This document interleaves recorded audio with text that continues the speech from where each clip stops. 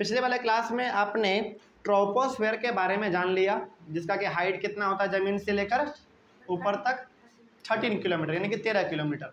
अब हम लोग पढ़ेंगे स्ट्रेटोस्फेयर के बारे में। चलिए जानते हैं इसके बारे में। चलिए जो हम बताने जा रहे हैं आप उसको ध्यान से सुनिएगा, ठीक ना। आप ज़मीन से लेकर 13 किलोमीटर ऊपर गए तो आप कौन सा लेयर को पास किए? ट्रोपोस्फेयर को। और जहाँ पे आपका ट्रोपोस्फेयर खत्म हुआ वहीं से हमारा सेकंड लेयर स्टार्ट होता है। कौन सा? स्ट्रेटोस्फेयर। समझ रहे बात को? तो हर चीज़ यहाँ पे आपस में अलग अलग है।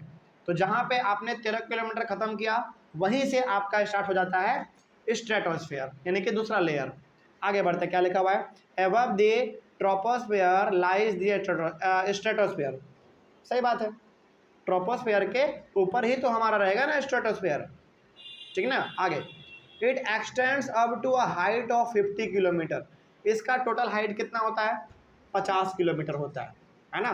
यानी कि जहाँ पे आपने 13 किलोमीटर ख़त्म किया था ट्रोपोस्फेयर में, उससे 50 किलोमीटर और दूर जाइए आप, 50 किलोमीटर वहाँ तक जो भी हमारा एरिया होगा उस एरिया को हम लोग क्या कहेंगे?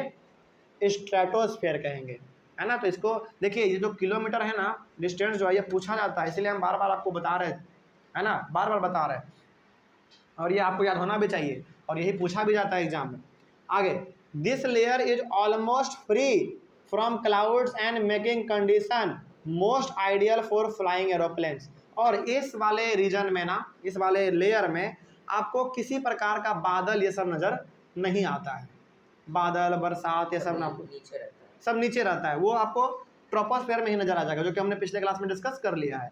तो इस वाले लेयर में आपको बादल ये सब नज़र नहीं आएगा और इसी रीजन में हमारा एरोप्लेन ये सब उड़ता है। जो एरोप्लेन हमारा उड़ता है वो इसी रीजन में उड़ता है, क्योंकि इस रीजन में बादल तो है ही नहीं, तो देखने में तो कोई समस्या ही नहीं आएगा। तो आप कभी मूवी में देखे हैं कि बादल के ऊपर हमारा एरोप्लेन उड़ रहा होता है? तो वो कौन सा रीजन होगा, कौन सा वो लेयर होगा? स्ट्रेटोस्फेयर होगा।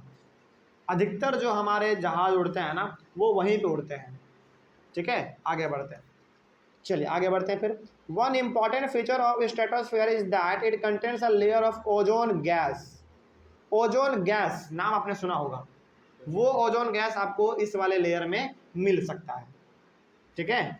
चलिए, तो ये हो गया आपका पूरी तरीके से स्ट्रेटोस्फेयर के बारे में। यहाँ पे कोई डाउट समझ में आ गया?